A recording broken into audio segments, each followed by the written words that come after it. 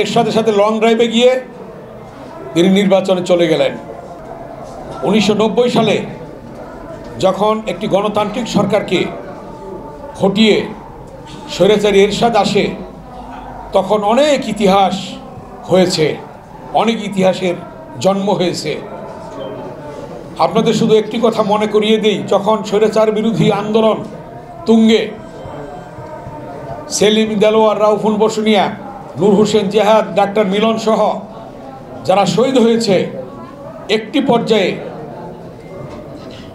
আপনারা জানেন চট্টগ্রামের লালদিঘির ময়দান থেকে বক্তব্য দিয়েছিল তৎকালীন আওয়ামী লীগ নেত্রী শেখ হাসিনা, যারা এরশাদের অধীনে নির্বাচনে যাবে তারা জাতীয় বেঈমান হিসাবে চিহ্নিত হবে। 24 ঘন্টা পর এসে ঢাকায় এসে তিনি এরশাদের সাথে নির্বাচনে গেলেন।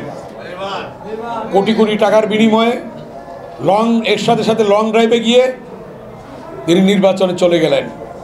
দেশি বিদেশি সাংবাদিকরা ধানমন্ডি 27 নম্বর বিএনপি অফিসে দেশনেত্রী বেগম খালেদা জিয়াকে প্রশ্ন করলেন যে, নেত্রী, শেখ হাসিনা তো নির্বাচন চলে গেল, আপনি কি নির্বাচনে যাবেন না? দেশনেত্রী বেগম খালেদা জিয়া একটি উত্তর দিয়েছিলেন, আমার ছাত্র শ্রমিক রক্ত দিয়েছে, আমি তাদের রক্তের সাথে বেইমানি করে নির্বাচনে যেতে পারি না। সেদিনই স্বঘোষিত বেইমান হিসাবে চিহ্নিত হলো শেখ হাসিনা, আর আপসীর নেত্রী হিসাবে প্রমাণিত হলো দেশনেত্রী বেগম খালেদা জিয়া। দেশনেত্রী বেগম খালেদা জিয়ার আপসীর নেতৃত্বেই সেদিন আন্দোলন সংগঠিত হয়েছিল এবং সারা দেশে ছাত্রদল জয় জয়কার অবস্থা। প্রতিটি শিক্ষাঙ্গনে দেশনেত্রী বেগম খালেদা জিয়ার আপসীর নেতৃত্বের কারণেই আমরা গণতন্ত্র উদ্ধার করেছিলাম। যে কথাটি বলেছে হাবিবুর রহমান হাবিব, যে সেদিন গণতন্ত্র উদ্ধার হয়েছিল এবং এর পরবর্তীতে আবার গণতন্ত্রের গলা চিপে ধরেছিল এবং সেদিন গণতন্ত্র হরণ করেছিল। সেই শেখ হাসিনা ক্ষমতায় এসে আবার দীর্ঘ 16টি বছর তারেক রহমানের নেতৃত্বে আন্দোলন শুরু হলো।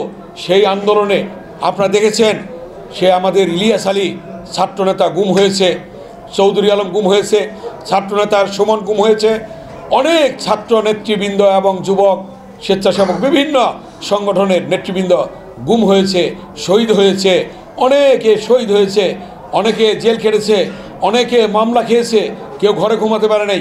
এই দীর্ঘ 16 বছরের আন্দোলনের পরিসমাপ্তির কথা সুদূর প্রসারী চিন্তা করে বলেছিলেন তারেক রহমান, দেশ যাবে কোন পথে, ফয়সালা হবে রাজপথে।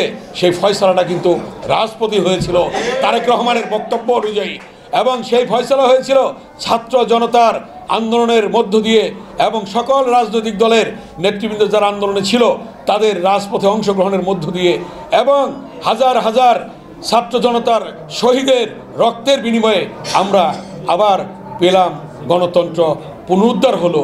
সেই গণতন্ত্র আজকে আমাদেরকে ধরে রাখতে হবে। আজকে অন্তর্বর্তীকালীন সরকারকে আমাদের সহযোগিতা করতে হবে। আজকে ষড়যন্ত্র শুরু হয়েছে, চক্রান্ত শুরু হয়েছে অন্তর্বর্তীকালীন সরকারের বিরুদ্ধে, দেশের বিরুদ্ধে, দেশের মানুষের বিরুদ্ধে, স্বাধীনতার বিরুদ্ধে, সার্বভৌমত্বের বিরুদ্ধে আজকে দেখা যাচ্ছে ষড়যন্ত্র। এই ষড়যন্ত্রকে মোকাবেলার জন্যে ইতিমধ্যেই আজকে প্রধান যে উপদেষ্টা তিনি সকল রাজনৈতিক দলকে ডেকেছিলেন